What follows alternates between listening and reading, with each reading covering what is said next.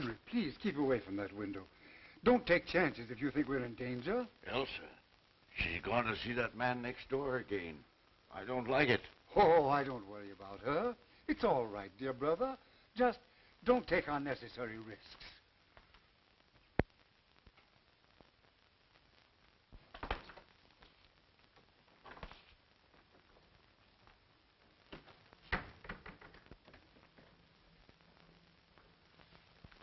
She's gone next door again. I know it. I saw her. Yes, sir. Thought you'd like to know, that's all. Good afternoon, Miss Murphy. How are you today? Fine, Miss Carson. Thank you for asking. Go right in. Hello, Mr. Bernard. Hello, Elsa. Sit down, please. I must have started something when I introduced you to Landis. Why? What do you mean? Did you come over just to have tea with an old man? Or is someone else coming? I don't know. Of course, if Jim drops in. Oh, him now, is it? Well, Landis is a fine chap, all right, but detectives shouldn't get married. Not until they retire. What do you mean? How about that lady who lives next door to us? Mrs. Tallman? Oh, your aunt and I are just old friends. So I've noticed. Say, if you get any more crazy notions about me, you can meet Landis in your uncle's home instead of my garden. If you knew how I've hated my uncle's house. And now it's even worse. I've wanted to talk to you about this, Mr. Bernard. I don't feel that everything's right with my uncles. Financially? Oh, no, it isn't that. It's just little things I noticed. Well, tell me some of the things, Elsa. Well, none of them seems anything by itself. Oh, I suppose it's natural enough for two elderly men not to venture out of the house after dark. Anyone might hate to sit in a lighted room unless the blinds were drawn, and anyone might be nervous of burglars or fly into a rage at the mere mention of peddlers. Well, how long have they seemed nervous? I noticed it about 2 weeks ago. Have you any idea what makes them so nervous? They're rather mysteries in the neighborhood, you know. I've wondered about Deegan. Who's Deacon? He was the last man we had. He shouted all sorts of threats when Uncle Henry discharged him. I don't think he'd do anything really dangerous, though. I like Deegan. Much better, in fact, than our present man, Foot.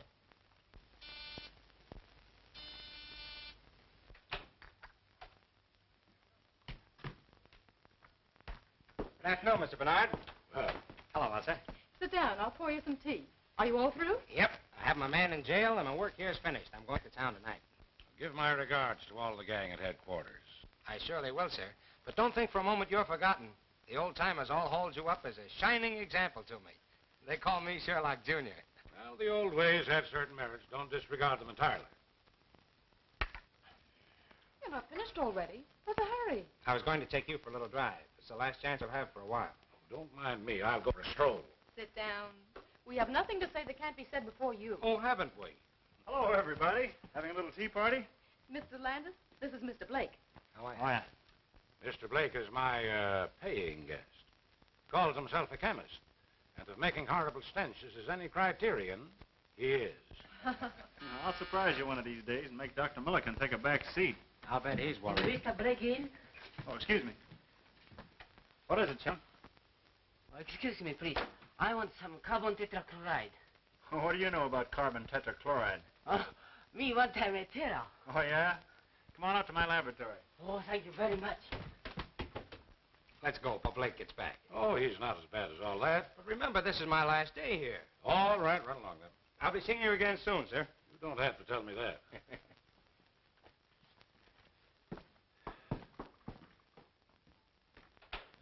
What a glorious thing youth is. Pity it's wasted on the young. I beg your pardon, sir? Oh, nothing. Aren't you going to let Mr. Blake have some tea? What's the matter, Blake? Oh, nothing. Is Miss Carson gone? That's your hated rival kidnapper. Who is he? Oh, a youngster who got on the detective force through political pull, then upset all predictions by making good. I should think she's better than that. She'll inherit all her uncle's money, won't she? Yes, and the old misers are quite wealthy, too. You said you'd see the way was clear for me, and you haven't kept your bargain. Keep a civil tongue in your head, you pup. You better talk to her, or... Or what? You'll find out. Any more of this double-crossing, and I'll wring that scrawny old neck of yours.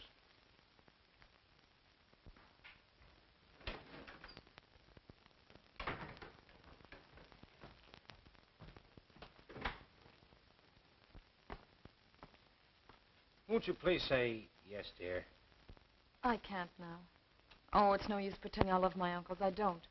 They wouldn't let me when my mother and father were killed and I first came to live with them. But they need me, Jim.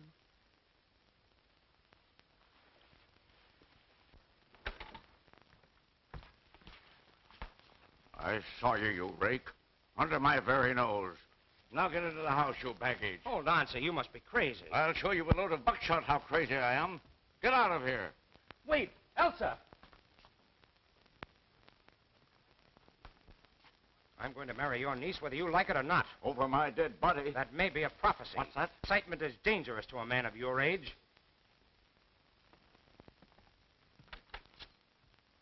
Thank you. Well, I'm glad to see you home again, Mrs. Tolman. Oh, that's very nice of you to say so. For two reasons. Have you seen Elsa's uncles lately? I'm as welcome in that house as a polecat at a garden party. I only moved here to be close to Elsa. Oh, you're not their sister, then? Heaven forbid. But Elsa's mother was. They wanted her to marry a scoundrel, but my brother stole her right under their very noses. They've never forgotten it. Yes? Mr. Landis to see Mr. Bernard. Hello. Pardon me. I was next door and saw you come in here. You know Mr. Landis, Mrs. Tolman. So you're the young man Elsa wrote about. What's the matter, boy? Elsa's uncle. I'm not going to have her subjected to those insults. What insults? What did he do? A couple of things that I won't stand for and said that I would marry her only over his dead body. It's not a bad idea. What have they got against me? Perhaps they don't like detectives. Just what do you mean by that? Well, nothing, but they won't even speak to me, and I'm retired. I've decided not to leave tonight.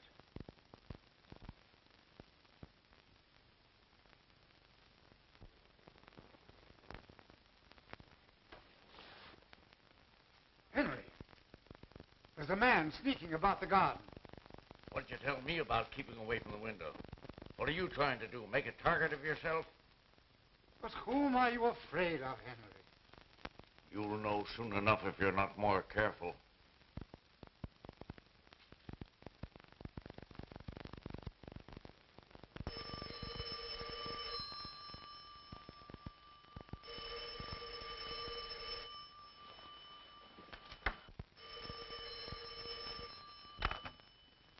Hello?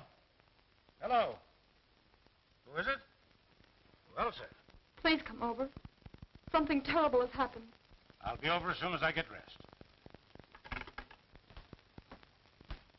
Oh, please, Mr. Bernard, tell me what to do. There, now, dear, keep cool. Now tell me, what's happened? Uncle Henry. In there.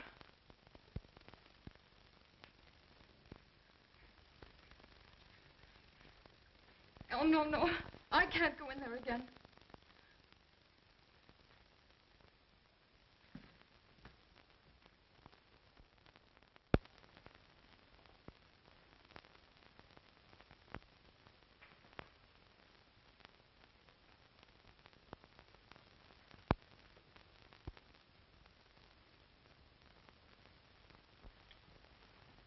Hello, Doctor. Henry Carson is in there in the library, stabbed in the back. Great Scott. Murdered?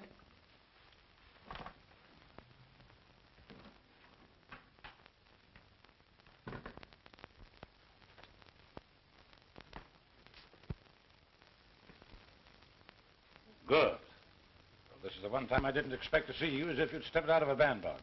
Did you think I'd be wearing an old flannel nightshirt?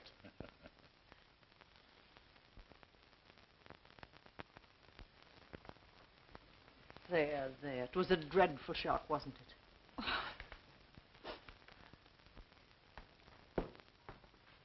Come in and stay at the door, Jim. Well, I'm glad you're on this case, young fellow. Thanks. The body's in the library. There's Foote who first found it. Tell Mr. Landis all you know, will you, Foote? Unless you'd rather look in the library first. Anything you suggest. I suppose you'll take charge. Oh, no. I'm on the shelf, but I'll help you if you want me to. Thanks. What do you know about it? I woke about 2 o'clock, sir. It was very warm, so I got up and opened the window. I saw the light from the library shining on the lawn, so I came downstairs. I thought Mr. Henry was asleep. I shook him very gently. He wasn't asleep. I called Miss Elsa. Elsa, were you awake when the butler rapped on your door? Yes. I mean, no. I don't think so. Did you hear anything unusual before he rapped? No, I didn't. I see. And now may I be permitted to suggest that Mrs. Tallman take Miss Carson up to her room? Well, you don't have to. I was going to do it anyway. On your way, young lady. Oh, Uncle Charles, don't come down, please. Why not? What's the matter? We hope to break it to you gently, Charles, but you'll have to know it sooner or later. What is it? Why don't you tell me? It's Uncle Henry. He's dead. Dead? Henry. I knew it.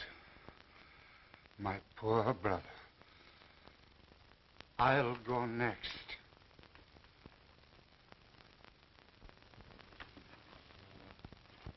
Do you think the stab in the back was the cause of death? Naturally. But this was done with a fine instrument, which accounts for so little superficial bleeding. There was none. The edges of the cut in his shirt and undershirt were bloodstained. Yet if the instrument reached the heart, there would be blood on it when it was withdrawn. If it reached the heart. Young man, I'm short of sleep. Good night. If it reached the heart.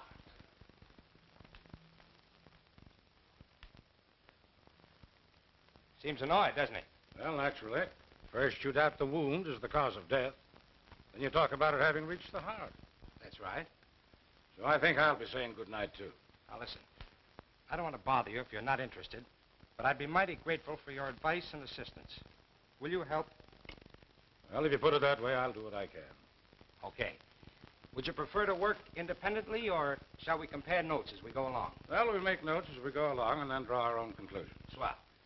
Now, if you don't mind, I'll start with this room. All right, young fella, go ahead. I'll follow you.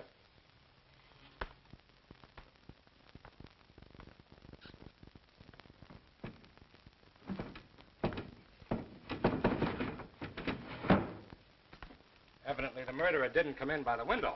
Well, there's no sign of a struggle. Carson was stabbed without warning as he sat at his desk, not moved to that position afterwards. I'm with you on that.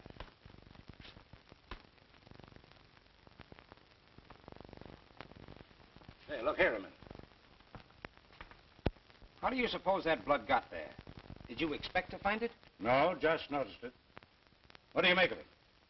I don't make anything of it unless someone cut himself accidentally. Carson's wound never bled like that. Look, there's a little mark here, too, in line with these spots, where a sharp point scratched the shellac. That's interesting.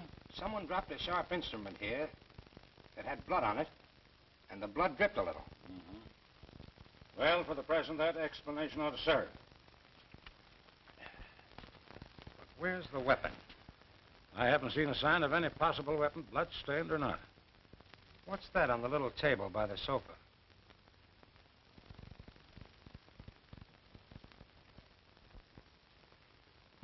An empty scabbard. It doesn't look as though it would fit the weapon that inflicted the wound. Possibly not. And that's interesting, too. But where's the weapon that belongs to it? Might be worth finding out. Well, we'll look into that tomorrow. Meanwhile, is there anything more you want to do tonight? I don't want to keep you up, but I'd like to sleep on this with as much information as I can get. You know more about the household, and you were here first. All right, come over to my house, and I'll give you 15 minutes.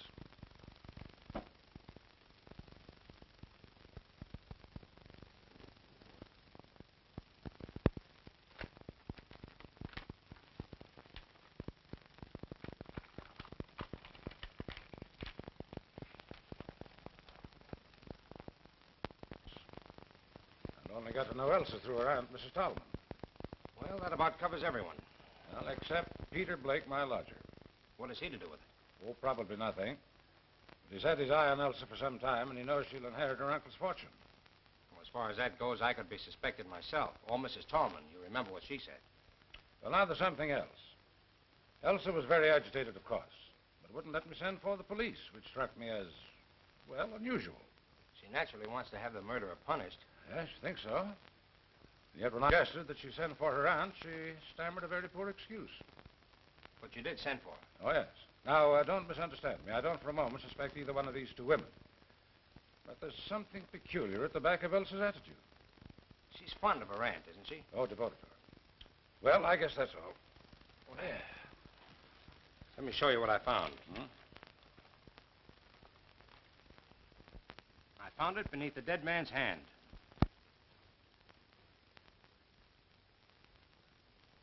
Interesting. What else?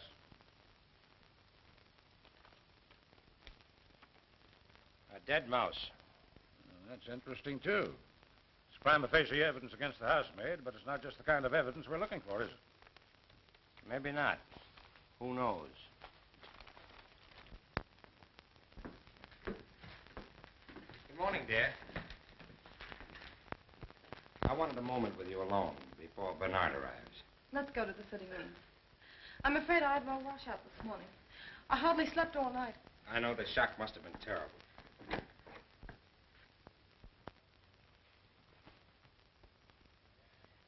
Jim, I'm terribly upset. There, don't worry. We found a number of clues. Mr. Bernard. Just wait outside. Well, good morning, dear. Morning.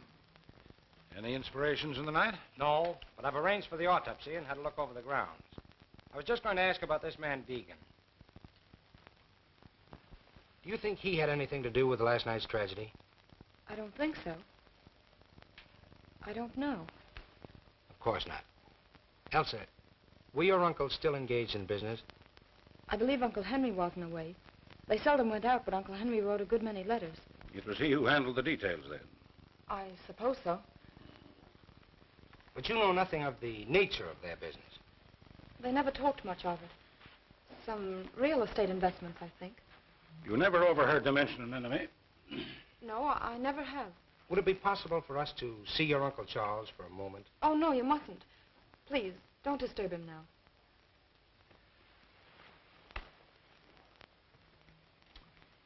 You know what he meant when he said, I knew it. Only that he's been afraid of something for weeks. You know of any quarrels your uncles may have had with anyone? Anyone at all, recently? Don't mind me. If I'm guilty, I'll condemn myself.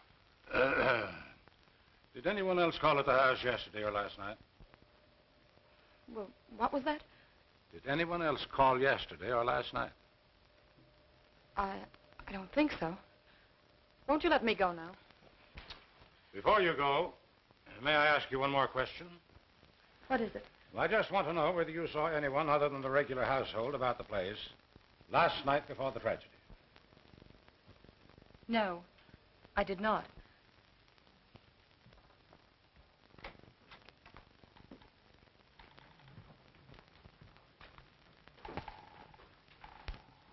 Come in, Put.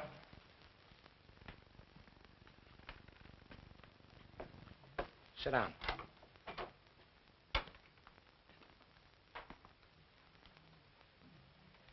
I have a few questions to ask you. This is unlocked, Foot. Did you lock it last night? No, sir. Miss Elsa is in the habit of doing that before she retires. But you locked up the rest of the house. Yes, sir. When I retired, the cook was reading in the kitchen. Mr. Henry was in the library, and Miss Elsa was in her room, I believe. Is there anyone else in the household? The housemaid, Helen Smith. Thanks, that's all. Send the cook in to us. Oh, wait. Did you see or hear anyone last night? Not exactly. What do you mean by that? Nothing, sir. Okay, send the cook in. A little experiment in psychology. Foot knows that we know he's holding something back. You'll have a good alibi. All the better. We'll check it and place him in the case one way or another. Come in. I'm afraid I don't know your name. Miss Dubbin, sir. Now, Miss Dubbin, I want you to tell me what happened last night. Sit down, please. Well, it was after dinner when the dishes was washed up with the help of Helen Smith, who is always neat and helpful with a quiet tongue and tidy ways. Not like that Mr. Foote who thinks he owns the house. Skip that. Go ahead. Mr. Foote had some silver to polish in the pantry. So I settled down to read a book called Passions in the Purple. And, sir, while I don't go much for princes or princesses in a rule, I must say those two was as deserving a pair of young lovers as you could ever hope to find. Exactly. And after you read about them for a while, you went to bed. Yes, sir. But it was quite late. And then I had such a fright. What frightened you? It was nearly midnight when suddenly I looked up from the book page as if some power outside myself had drawn my eyes to the window. And there was a man's face, right up against the glass. I nearly fell off at the chair, because in the book the prince has been captured. Did you recognize the face? No, sir. I was much too scared. Did you warn Mr. Henry? Me warn Mr. Henry? With his terrible temper? No, sir. But I told Mr. Foote this morning. Quite right. We won't detain you any longer. You may go.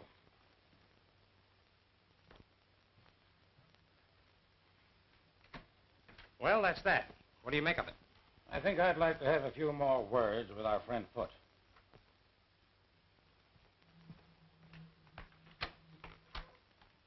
Foote!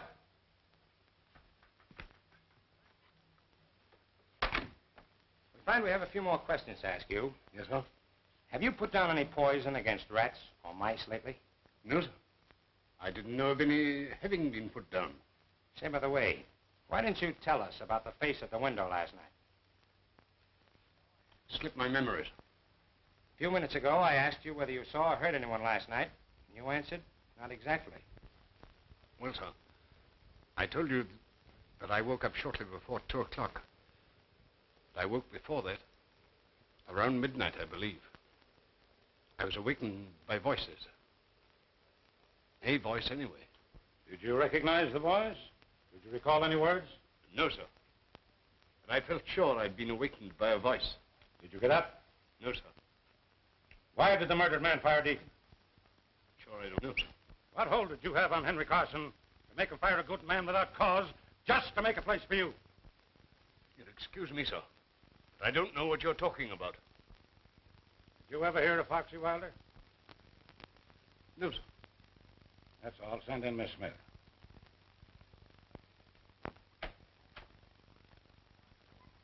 What was all that about? The shot in the dark that hit him. Did you see Foote take it? I certainly did. Who the man? Forger that I haven't seen for 15 years or so. He was arrested twice, but wiggled out of both convictions.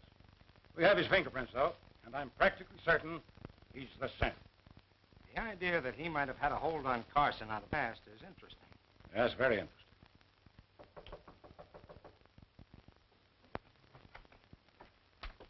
Take a seat, Miss Smith. I know nothing about the murder of Henry Carson. I was in bed and asleep by 10 o'clock. Miss Smith, did you sweep the library this morning? I did not. It was swept the day before. Did you dust the little table by the couch? Of course I did. Did you see the dagger there in its scabbard? Of course. To whom does the dagger belong? To... Why? We're asking questions. To whom does the dagger belong? I haven't any idea. Does it belong to Miss Elsa? Well, if you're trying to accuse that poor innocent girl... It does belong to Miss Elsa, eh? I haven't the faintest idea. That's all, Miss Smith. You may go.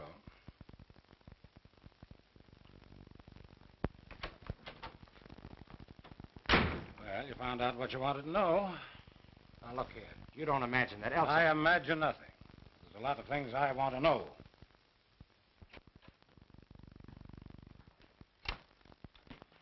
Hello, what's up? Who? Henry Carson. He was a friend of yours, I believe. Well, I just knew him, sir. What are you, doing here, Mr. Blake? Oh, just experimenting. You have a lot of poison gas, I see. Why, yes. Oh, no, not exactly. But say, Mr. Landis, I wouldn't think of killing old Carson. Oh, of course not. We'll be ready in a few minutes. Why, I'm out to lunch. I have an engagement. Going far? Oh, no, just around here.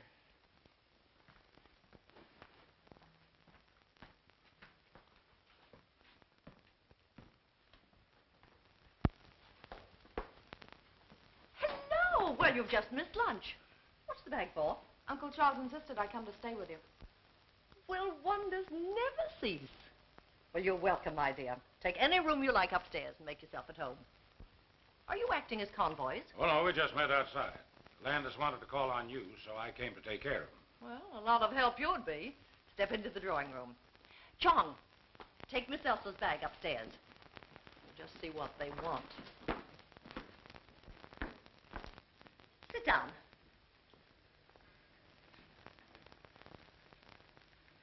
You want to talk to me? Did I or did I not kill Henry Carson? That'll do for a start. Well, what do you think? You're a detective? You'd be surprised at the number of charming-looking women that permit themselves the luxury of murder. You know, I'm beginning to like you. But you haven't answered my question. I'm not going to, young man. Find out for yourself. I'll admit I once shot a man, but it was a very poor shot and I was terribly ashamed of it. Carson's death was no great grief to you, was it? No. I'm a good hater, as anyone who is unkind to Elsa will find out. Have you been in touch with the Carson house lately? Let's see. We talked it over last night. But we couldn't imagine who might have done it. I mean, were you in touch with the Carson house, Mrs. Tallman? Why, I haven't seen Aunt Marion for days. But you talked to her. After we found Uncle Henry, Aunt Marion came over, you know. Don't be silly, child. You telephoned me last night about 10 o'clock and asked me to come over. Why didn't you tell us that, Elsa? What has telephoning my aunt to do with the murder? It might have a lot to do with it. Did you go? No. I knew that a row with her uncle would just make matters worse for her. Was it because of the incident between your Uncle Henry and me? Yes, he was much worse after you left. You mustn't let our visit upset either. Oh, certainly not. But on the other hand, Mrs. Tallman, I must ask you not to attempt to leave town. I have no intentions of leaving town. You'll find it very hard to arrest me while Chong is still with me. Good afternoon, gentlemen.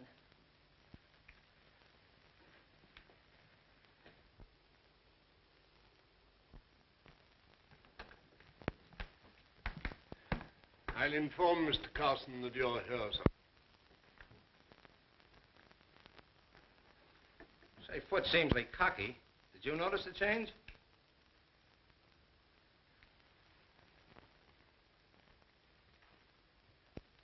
What's the matter? Never going to speak to me again? Look here, young fella. What is the idea of that last crack to Miss Stallman? Too bad if it turns out to be her. You go chase yourself. Well, gentlemen, here I am. Be seated, gentlemen, please.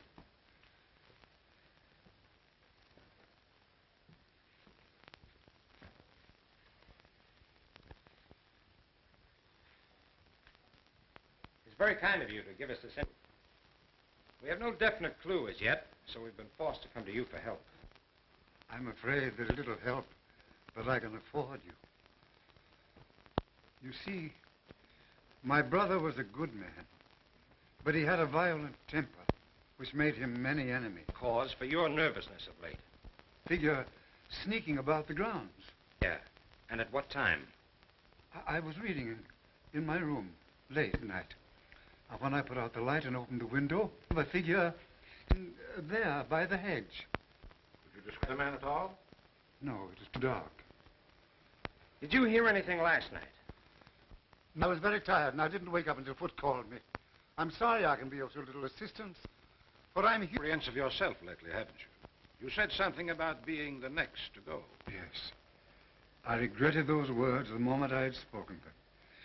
I had wished to frighten Elsa more than she'd been frightened already by the tragic fate of her brother. Mr. Carson, what do you know about Foot, your butler? Why, almost nothing.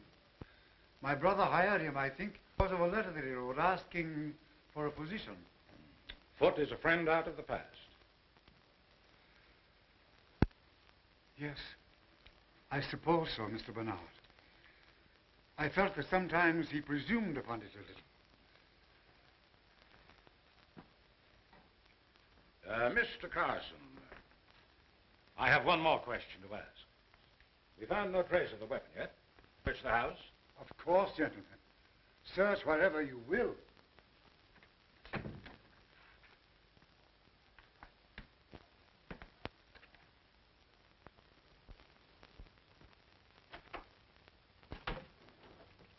No use looking in there. If it were hidden among her clothes, she'd have found it herself.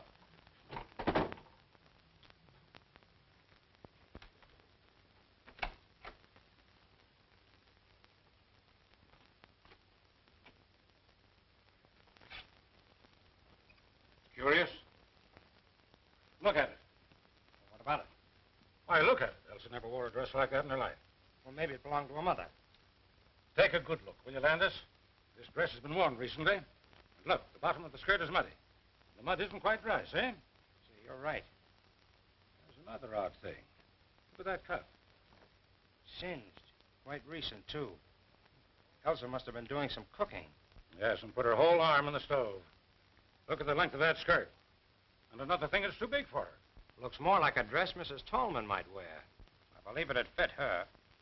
I'm going to have a look at that stove. Meet you downstairs.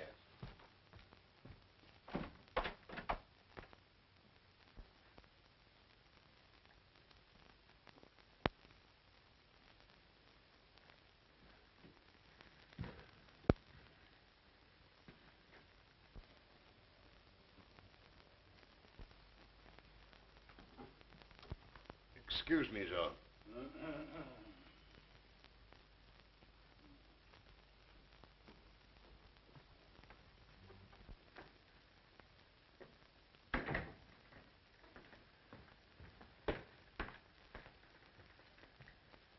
I thought Foot was here.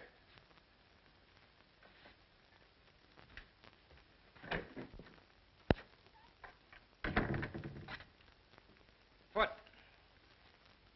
Do you remember anything more about the voice that awakened you earlier in the evening? I really don't remember anything more than I told you, sir. Well, do me a favor and try hard to remember now, will you? I'll try, sir.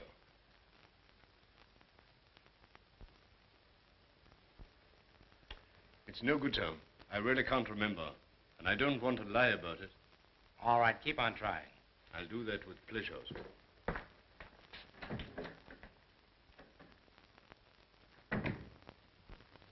No, I can't say that I noticed anything peculiar about the library chandelier. Well, I did. When we were waiting in there for Charles Carson, I happened to look up at it. One of the gas jets was fully open and parallel with the pipe. But great Scott, man, we would have smelled it. Oh, no, we wouldn't. The cook tells me that Henry Carson had had a scrap with the gas company, and it was shut off all over the house. She uses a coal stove. That's how I found out about it. Well, what harm could it do then if it were open? When I went in to speak to Foot, it was closed again. But who would have touched it? Was Foot in there long enough to have turned it off? Oh, quiet. What on earth has that got to do with the case? You don't see the connection? No, frankly, I don't. Well, possibly not. It was just a crazy idea I had about Blake. I don't take much stock in this affected humility of yours, young fella. Come on now, what's the connection? We'll see. Oh, I think the facts out of the cook that the man at the window looked like a foreigner. Wore a cap, had gray or blue eyes, an unshaven face, and a black mustache. A complete description. Either she was lying in the first place, or she's made it all up. No, she didn't know she knew it. And we'll have no difficulty in finding it. Want me to do it? I'd be glad if you would. And now, before I leave, I think I'll pay Mr. Blake another little visit.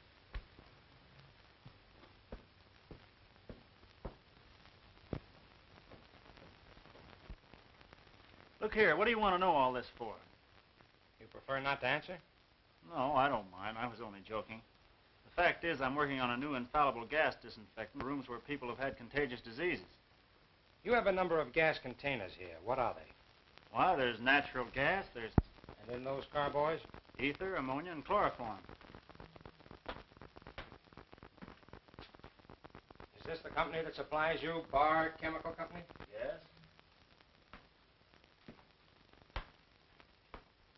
Anyone come in here? Well, there was Chong, you know. But wait, that fellow Foot from over at Carson's was in here one day. What did he want?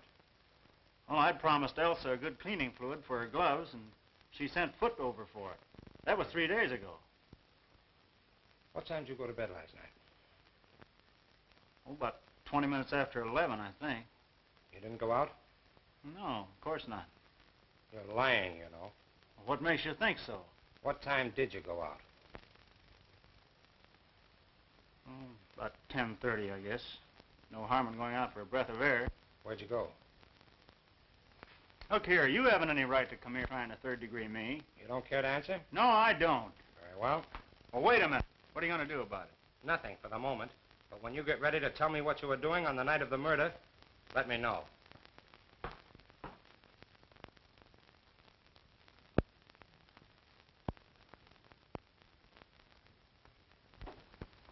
Good morning, good morning. You're an early bird. Or haven't you been to bed? You realize this is the third day now and we're just about where we started? Oh, I wouldn't say that. Well, I'm anxious to hear what you found out yesterday. Good. Sit down, then. Over the way, I checked on Deegan. The people who employ him were giving a party that night, and he was on duty until 4 in the morning. So that eliminates him. Well, I had better luck. I expect to produce the face at the window today. How? Through Briggs, the man Henry Carson was writing to. He's their real estate agent, and none too honest, I fear.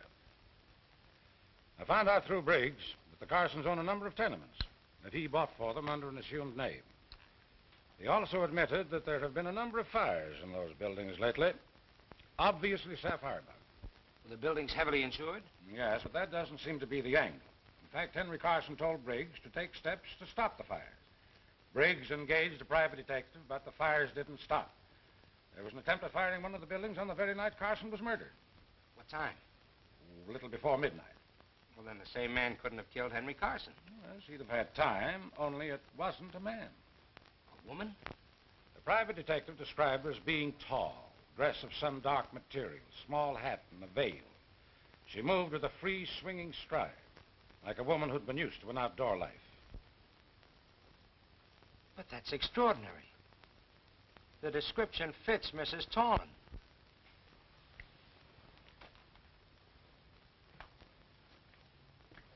I knew you'd say that.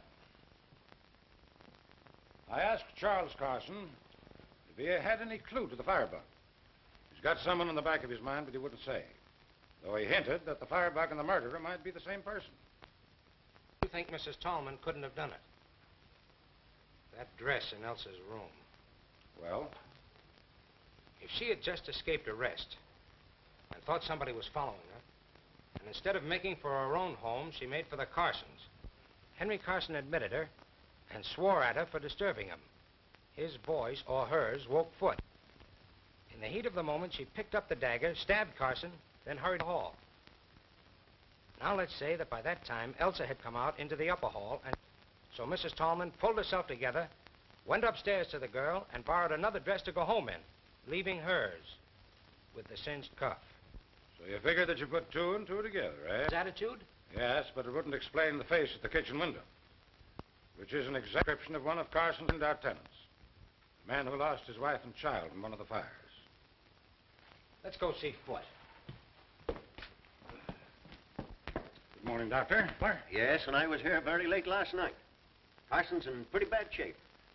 Now, what's the matter with those servants? I've rung 3 times. Oh, good morning. Takes you a long time to answer that bell. It isn't my job to open the door. It's Foot's. Will you send Foot to us, please, Miss Smith? Yes, sir. Will you wait in the library?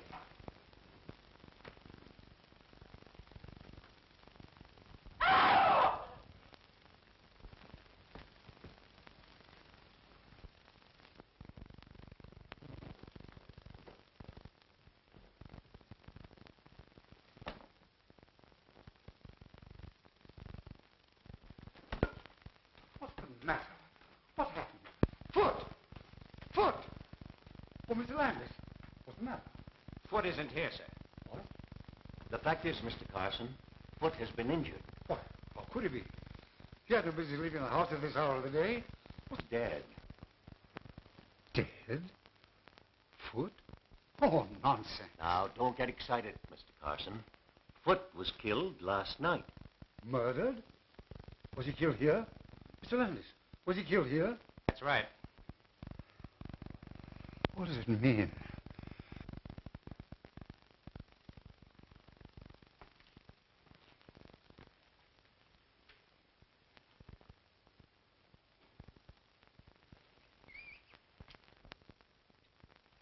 Here, Landis.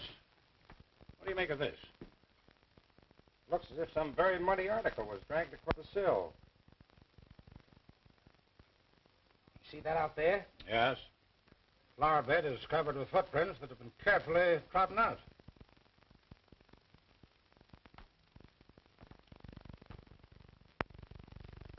Did you look at... Oh, traces of... Your eyes are better than mine, young fellow. He must have dropped his dagger in the mud. Or buried it after the first murder and dug it up again for this one. Another murder, all right. Exactly.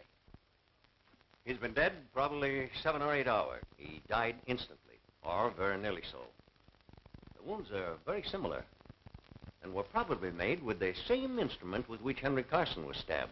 Yeah, just a minute. Where are you going? Let me go. Keep your hands off me, Jim Brooks. What do you mean, poking your nose into other people's business? Asking me where I'm going and doing. Stop that noise. You want Mr. Carson down here again? Well, I'm not going to stay in this house to be murdered, too. Go back to the kitchen. If you try to leave this house before I give you permission, I'll put you in jail.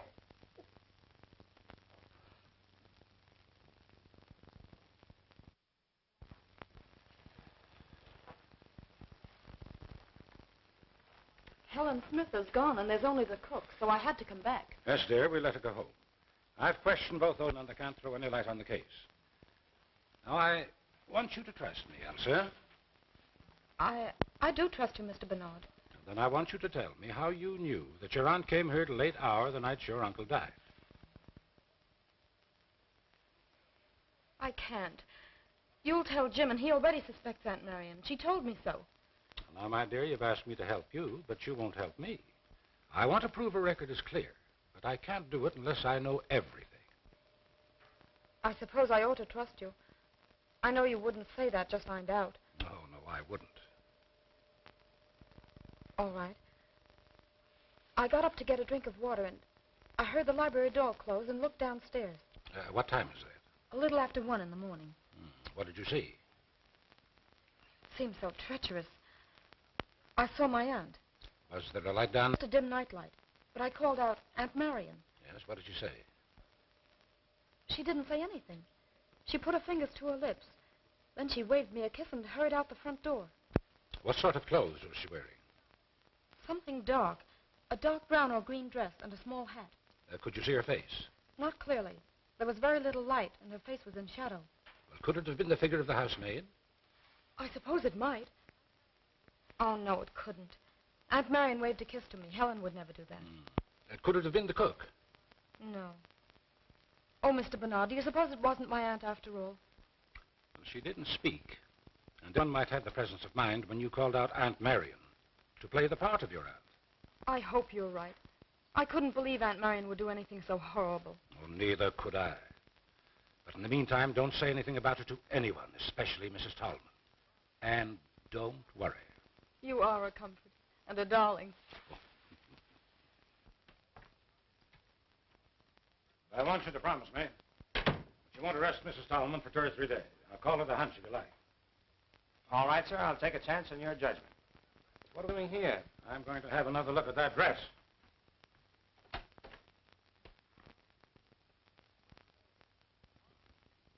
Gone. Gone. I'll have a chat with Elsa about it.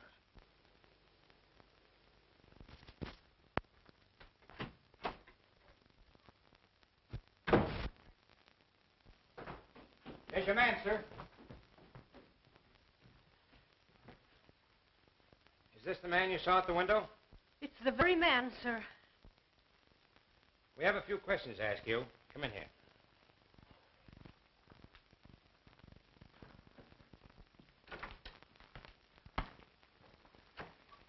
Sit down.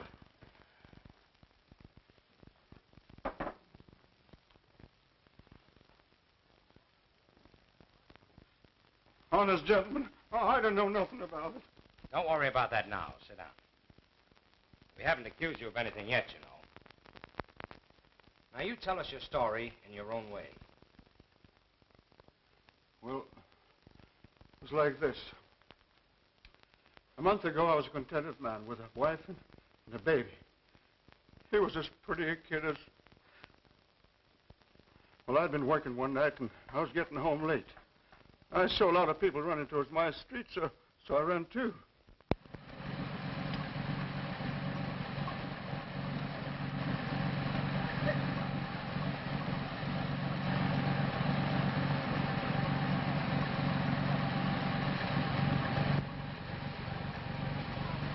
Get back there. But my wife and kid, they're in fire. Everybody's out. My wife and kid, are they safe? There was a woman and kid, but they took them to the hospital. Hospital?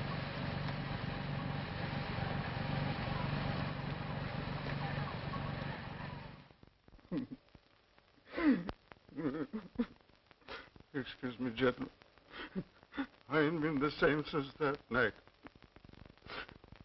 Well, I rushed over to the hospital, and there was Alice and little Bill lying in a bed together with a sheet pulled over their faces. So you set out to find the owner of the building? That's it, sir. All I was asking was the price of a tombstone, like Alice had wanted, that's all. But Briggs, he wouldn't tell me. So a friend of mine in the fire department, he made him spell the names of the owners and their address. So you came out here? That's right, sir. But I couldn't get here till late because I got mixed up finding the place. Must have been about 11:30 by the time I got here. What did you do after you got to the house? Well, I looked in the back window. There was a woman there sitting and reading. Well, she let out a yell, so I ducked. You mean you went home? No, sir. I wanted my rights. I came round this window here, but all of a sudden the lights upstairs went out. So I ducked, scared somebody might look down and see me. That's just what happened. You were seen. Now come clean. So help me, I'm telling the truth. Well, after a while, I crept back and looked under the shade. At this desk here, there was an old man looking over some papers. Did you rap on the window? Not me, sir. I wasn't looking for trouble. I just walked along the house to see what kind of a car they had, to see if they was rich. The garage was empty, so I went home. Is that all? I guess that's all. But I didn't murder the old man. You better tell us everything, Bell. Oh, what's the use? You wouldn't believe me.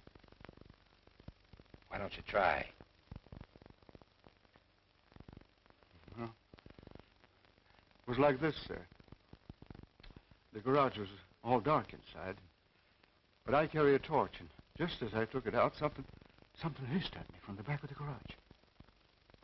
Hissed at you? Yes, sir, I'll swear to it. It scared me so bad that I ducked again. Then how did you know there was no car there? Well, after a while, I came back, and I flashed on the torch, and that time I saw it. Well, what was it? I said you wouldn't believe me, but I'll take my oath it was a snake, wiggling away toward the back. You sure it wasn't a long red herring? I'll take my oath it was a snake. So you went home? Yes, sir. I went straight home as fast as I could. You were never near this place before? Well, I never found out the address till the day before. How could I come? You came again?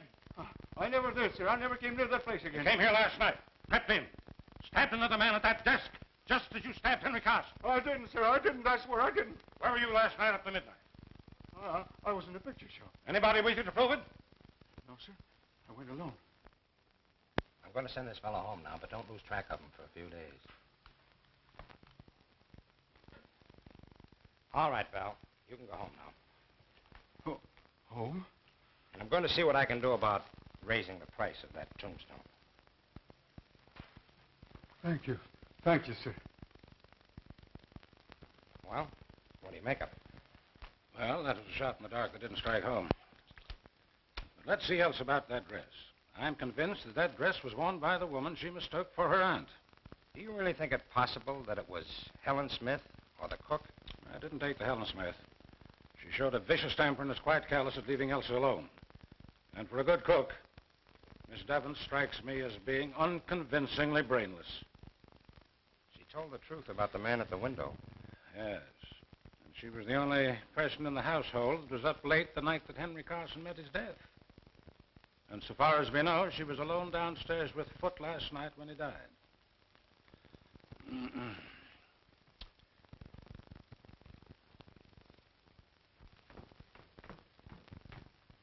where are you going with this? To the kitchen, sir. And the incinerator, I suppose.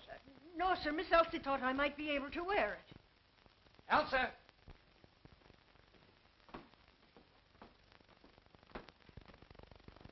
Did you give this dress to the cook? Why, yes. I found it at the bottom of Foot's trunk. Foot.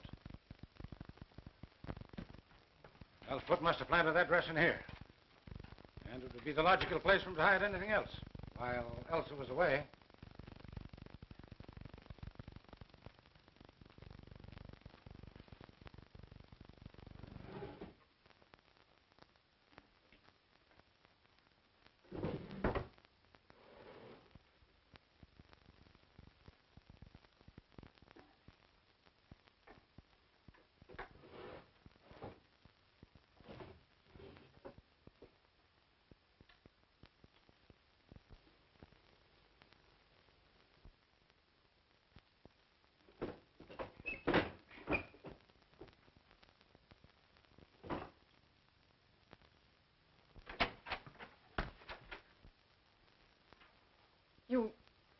You found it.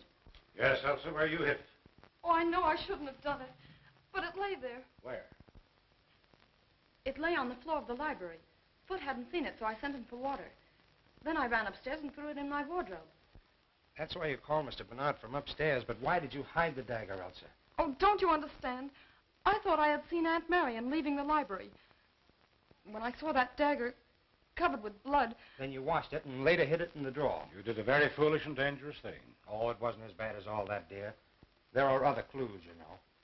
I'm sorry. But I'm not frightened anymore. The gentleman from the chemical company wants to see you, Mr. Landis. Oh, thank you. Will you come too? Excuse us, dear.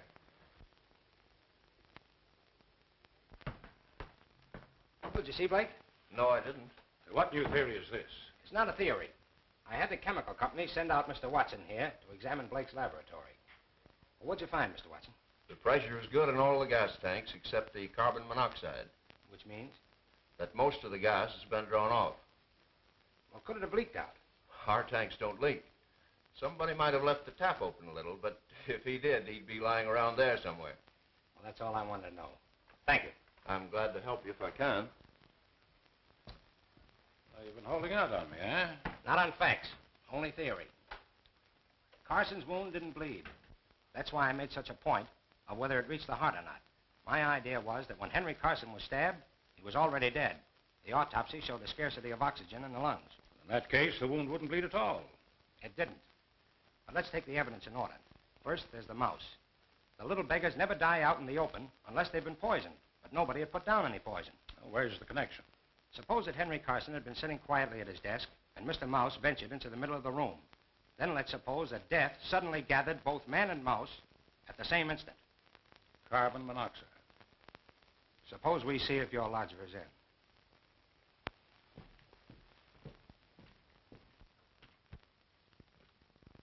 Well, it looks like he skipped. I'll broadcast his description. We'll soon pick him up. Say, Landis, how do you figure the gas got in the library? From the gas jet in the chandelier. Blake tapped the pipe and let in the carbon monoxide from the tank. Sounds interesting, but I'm inclined to think it's all moonshine and coincidence. Now, how would that hook up with the stabbing of Henry Carson and the stabbing of Foot and the dagger and the disappearing dress and the woman in the hallway? Were they all in the plot together? We're not even sure that Foot and Carson were stabbed with the same dagger. We're sure they weren't. Elsa hid it long before Foot was murdered. Oh, quite so. But that doesn't prove that both men were not stabbed with one and the same dagger. For the love of Mike, man, you don't suspect Elsa. I don't think Henry Carson was stabbed with the dagger at all. It was planted there. On the evidence of Elsa, the dagger was covered with blood, dripped on the floor. And yet the wound did not bleed. Whatever blood was on the weapon came off on the clothes when it was withdrawn. That's right. Well, then we can eliminate at once both Arthur Bell and Peter Blake. For neither of them had the intelligence to conceive such well-planned crimes. Well, I'm not eliminating Blake, and I'm not eliminating Mrs. Tallman. All right. But there's an experiment I'd like to try. What is your experiment? Well, it's quite simple. All I ask is that you place yourself at my disposal tonight and possibly tomorrow night. Okay. you still have a man watching Mrs. Tallman, I want you to call him off. And let me convey to Mrs. Tallman in a roundabout way that you've done so. You agree? I do.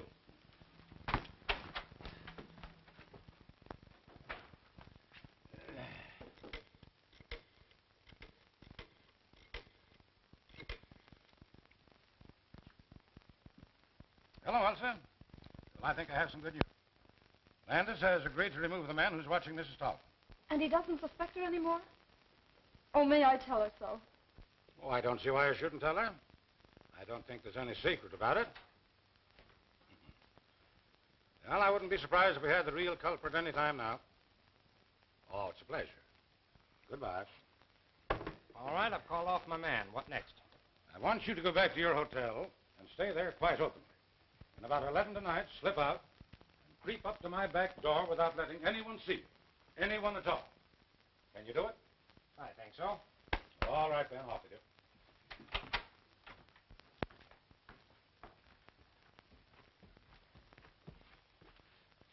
I'm going to undress. You wait here until I come out again.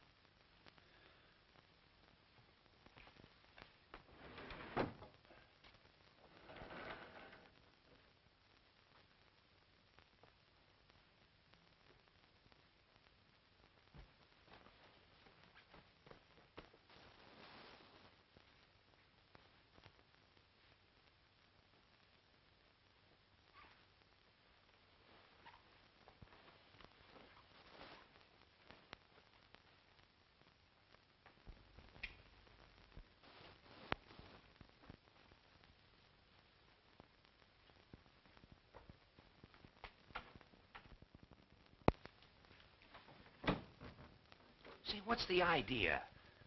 That's the experiment. Don't talk, not a sound.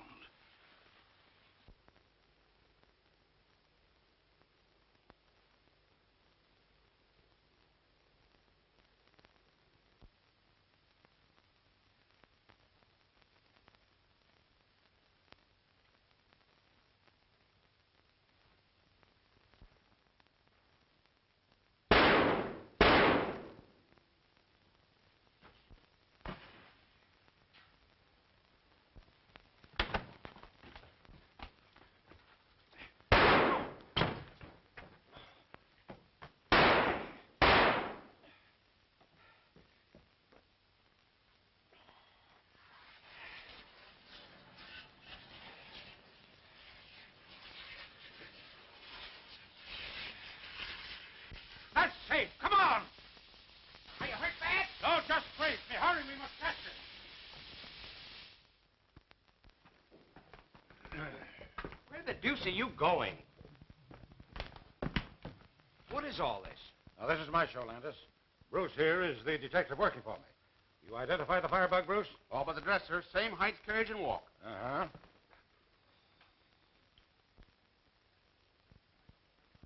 Mr. Landis, I know that I've done wrong. Would you tell me, please, if I'm to be incarcerated tonight or permitted to sleep here? What do you think we're going to charge you with? Well, dressing as a woman, I know it's illegal, but I wanted to find the murderer of my brother. We're saving you the trouble. We're charging you with the murder of your brother and the murder afoot, setting fire to your tenements, and the consequent death of Martha Bell's wife and child. Ridiculous. You know that I was in my room, and at what hour I put out my lights. Yes, I found the clockwork arrangement that put out your lights. Now I'm going to find the dagger with which you stabbed your victims. That was a smart idea of yours, planting the dagger smeared with your own blood. You see, I saw the first morning that you had adhesive tape on one of your fingers. Lies, lies, Mr. Landis. How long is this farce to continue? Until you confess. Come on, Landis. Let's find that dagger. I think I know where to look. One moment, gentlemen, please. I admit I'm the firebug. Unfortunately, I'm the miserable victim of a pathological mania. But I know nothing about the murder of my brother or afoot. That woman next door did it. You murdered them both. You fired your buildings for the insurance. Then you came home that night and found your brother as you thought asleep. With him out of the way, you would possess his fortune as well as your own. You saw the letter he was writing to Briggs, and you stabbed him to put an end to him and his interference. You're mad. But Elsa's cry awakened Foot, who came down and found you and Famine in the tire. He proceeded to blackmail you. You lured him into the library, where you stabbed him as you did your brother. Pray, tell me, where is the weapon with which you imagine I killed my poor brother and Foot? It isn't in the house, so it must be somewhere in your course between the front door and the side door where you re-entered the house. Come on, Landis. We look the ground over again. Right. So, you've got your flashlight? Yes, well, we'll take Carson along.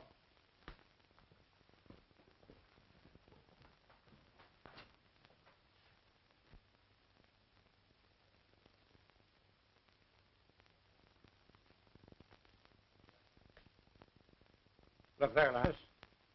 Doesn't it seem strange that such a tall plant should be tied to such a short stake? That stake? That wouldn't help it any. Bruce, pull it up and let's have a look at it.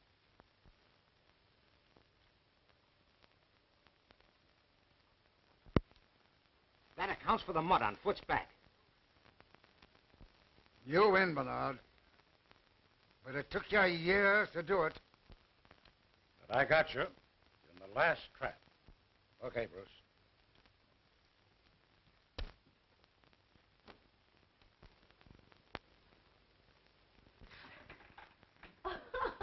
Cleared at last, and you're foiled again, Jack Dalton. I'm sorry, Mr. Dollar. Oh, forget it. I suppose you want to talk to the mastermind. Yes, but I wondered... Oh, I know what you're wondering. I'll just see if she's presentable. She's had quite a shock, you know. Yes, she must have had. You'll find Sherlock in there. Thank you. Good morning. Oh, good morning. Oh, don't get up. See, now that it's all over, do you mind telling me how you happen to suspect Carson? Not at all. You took it for granted that Carson wouldn't murder his own brother, and you never looked his way. I didn't and did. That's all. Well, that's not all by a long shot. But I believe congratulations are in order. Oh. But don't forget, you must congratulate me, too. For what? Because I've got the man who really killed Carson. Blake? Yes, again. Say, what is this, a game? Where is the real murderer? I have him by the hand. Are you trying to kid me? I'm not kidding. You killed Henry Carson. I never could figure why Foot should turn back that gas jet in the library. It didn't make sense. But you were there, too. It was easy for you to enter the library while I was talking to the cook. Go ahead. Carson's last words when he was caught implied that you had known each other before, but you were certainly not old friends. So you must have been enemies. You on the side of the law, he against it. So far, you're right. But not once could I get evidence to justify an arrest. Now, what else, young fella? There was Arthur Bell and the hiss of the snake. I took another look at the Carson garage this afternoon. In the back wall, behind the firewood, is a small hole recently bored leading to your garage. And there are yards of rubber tubing in the back seat of your car. Naturally. It's no dice. You'd already opened the gas jet in the library that day you called about the fence. Mm-hmm. What else? You made sure that Henry Carson was at his desk. Then you connected the tube with the gas jet in the garage. You then went back to your own garage, connected the tube to the tank, and turned on the gas. That was the hiss that scared Bell. You let in enough gas to kill a dozen men and a mouse. Then you drew back the tube, and it was the end of that writhing tube that Bell saw. Of course, he thought it was a snake. And the confessed stabbing of Henry by Charles. Henry Carson was as dead as that mouse when his brother stabbed him. An interesting bit of reasoning. How long have you believed it? I suspected it days ago. You were so down on my theory of gas and so unwilling to involve Blake. Landers, you've done some fine reasoning. I never thought you'd figure it out. But you don't know the harm those two men have done. I came here to live with no idea but to trap them. You see, we never actually met, but they knew me as well as I knew them. Hello. Are you two still congratulating each other? We're pretty good. Well, there's someone outside who thinks so, too. Oh, you'll pardon me if I carry this investigation a little further. Won't you sit down, Mrs. Tolman? Certainly. Well, I suppose you're very busy now with Sean gone and Elsa on your hands, but if you have a minute, I've got something to tell you and something to ask you. An hour, if you like. Well, I thought you'd like to know that Landis has traced the murder of Henry Carson for me. What? But you didn't do it. Oh, of course not, but I've practically confessed it, and Landis has let the matter drop. Well, I'll be... That's all right, it's all right. What else could I do? You see, I found some rubber tubing that belonged to you hidden behind the firewood in the garage. I pawed it over to hide your fingerprints and leave my own, then I hid in the back of my car. But will you tell me, please, in confidence, how you got that tank of carbon monoxide to asphyxiate Henry Carson that night? That's the only thing I don't understand, the only thing that doesn't fit. Do you mean to say that you confessed to such a crime to shield me? What else could I do? But I didn't do it. What? Then who the heck did? Well, you're just in time, children. For what? You accused Mr. Bernard of killing Carson. Now I'm going to tell you who really came. 2 weeks ago, I was fool enough to remark in Chong's hearing that if somebody would only murder Henry Carson, I'd be the happiest woman in the world. The morning after Henry was killed, I remembered. And knowing Chong's devotion to me, I accused him of it. He blandly admitted that he pried open a window, sneaked into your house, stole the gas from Blake's laboratory, and asphyxiated the old scoundrel. Well, I'll be... Shh. But he'll have to be arrested. Why, certainly. Where is he? On his way to China. Nevertheless, we'll get him. You were wondering where we'd spend our honeymoon. Well, it looks like China to me. You're a man, Forbin. Oh, fool. Well, have it your own way. But I'll tell you what I'll do. I'll marry you. Who asked you? Hold your tongue. I'm not asking you, I'm telling you.